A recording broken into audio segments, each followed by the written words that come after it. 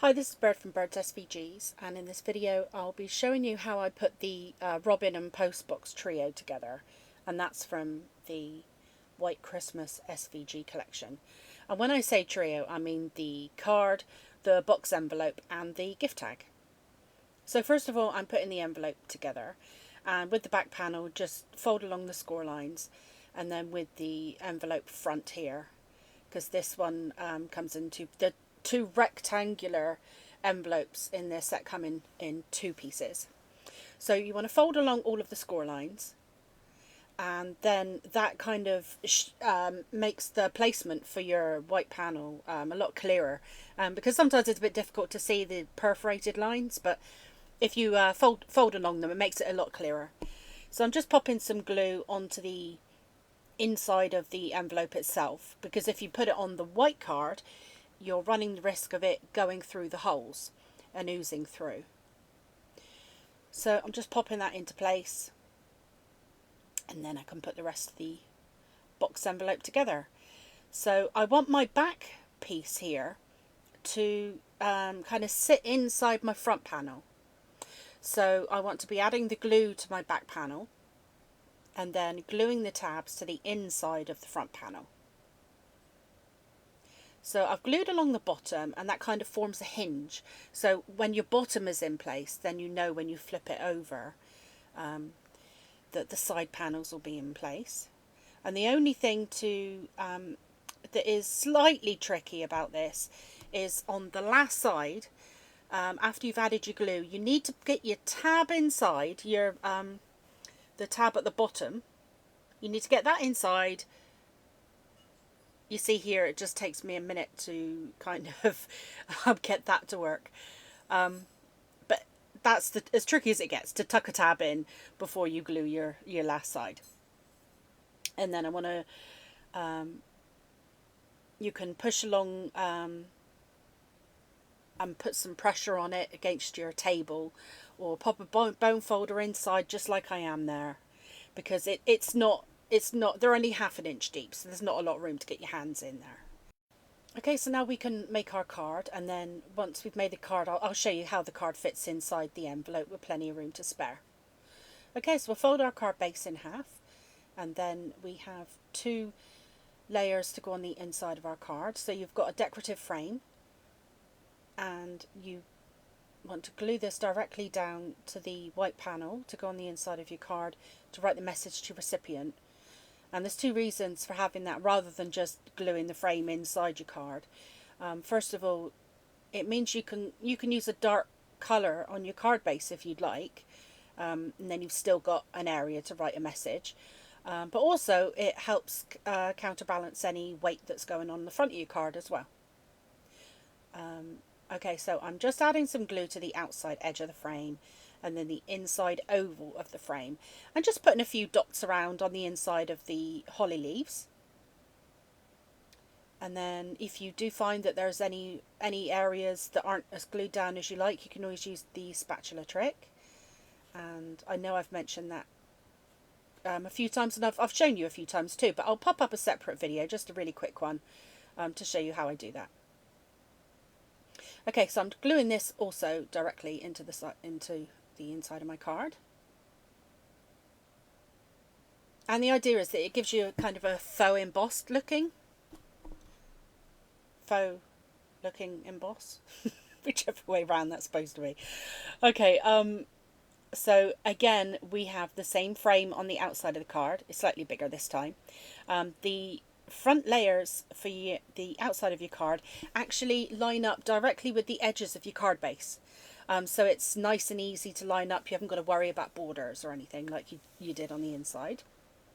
So again, I'm just dotting around some glue, not adding too much. I'm just trying to work fairly quickly so my glue doesn't dry. And I'm again attaching it directly to the backing layer for my frame, and to give that faux emboss look. Why am I having trouble saying that? Okay, I'm going to set that aside to dry a moment.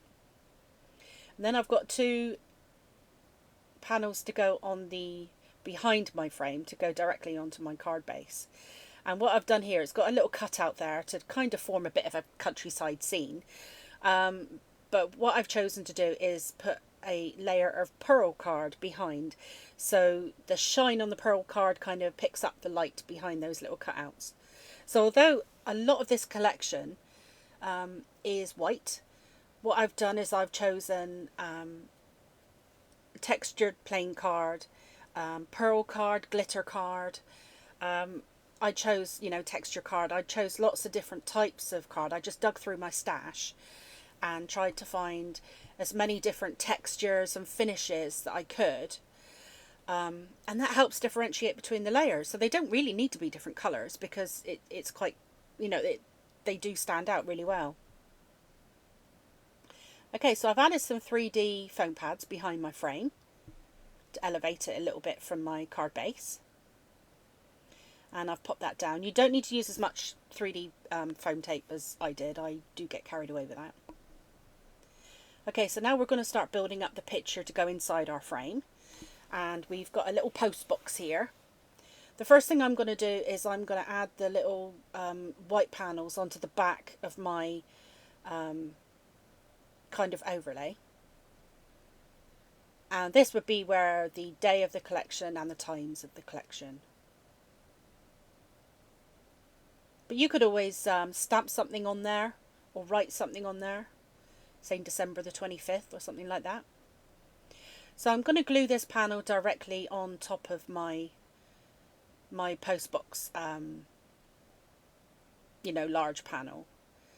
And then with the other little layers I've got, they again, some of them I glue directly on top of each other.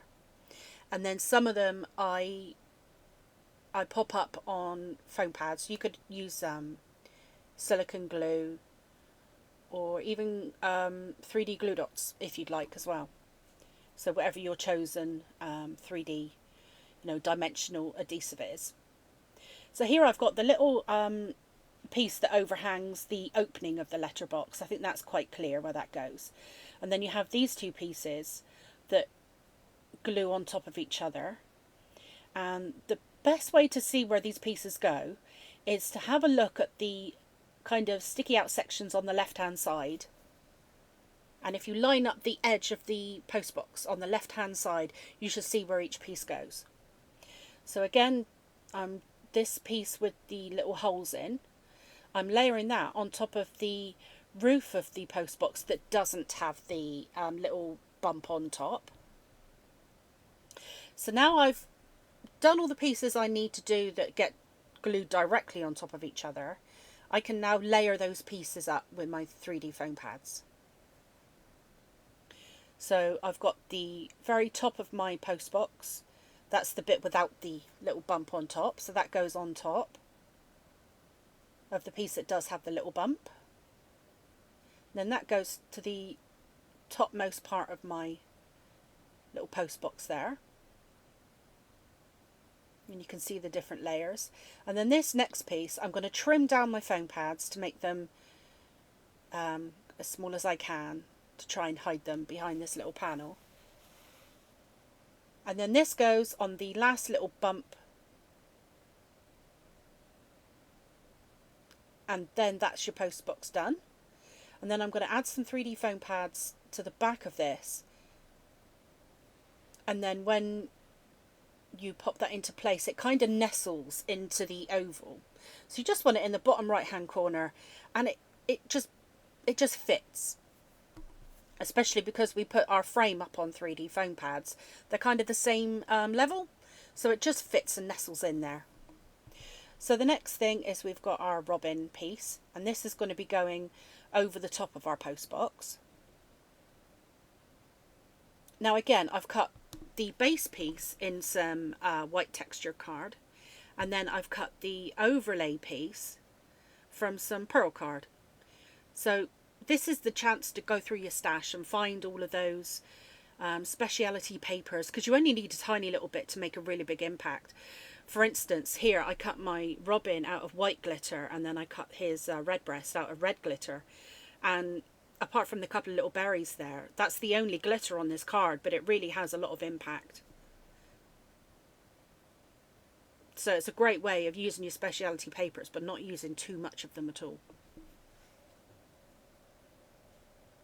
Now that glue was a little bit reluctant to stick onto glitter card, you do find that, so I'm just giving it a minute to take hold. And I'm going to put my little red berries in place. Now of course here you could use rhinestones or any kind of enamel dots or 3D, you could use stickles or anything like that as well. So the only thing I'm doing here for dimension is I'm popping my robin up onto the little robin and branch piece.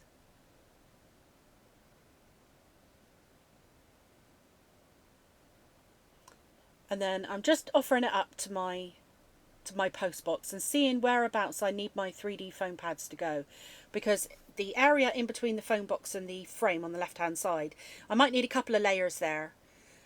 So I'm just making sure to see where I need to put them.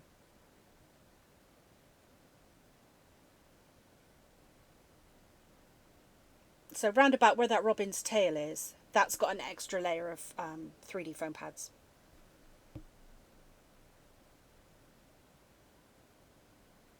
And there's no set way or place you need to put this, just, you know, put it where you're happy and where you like it. And there you can see the dimension that all the different layers give you.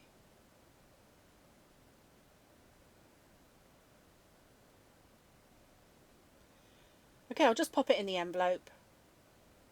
And you should be able to see when I squeeze it that there is actually a bit more room in there. So if you wanted to add any extra dimension, some rhinestones, ribbons, anything like that, there is actually more room in that envelope. So we're moving on to the matching gift tag now.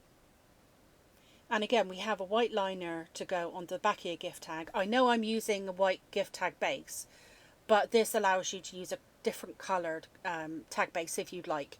And then you've still got an area to write a message to your recipient. For the front, we've got a little frame piece here with your robin on. And I'm just adding some glue to the back of this. I'm trying to do it fairly quickly, and then I'm trying to line it up with the hole at the top of the tag and make sure that I've got my robin in the position that I'm happy with. And then I have an overlay piece here that again I've cut from pearl card. So although it's white on white, the different finishes on the card really make it stand out. I know that's not showing terribly well in the video, but in the flesh it really does make a lot of difference. Okay, so I directly glued those layers on top of each other, but with the little robin I'm going to add some dimension behind him.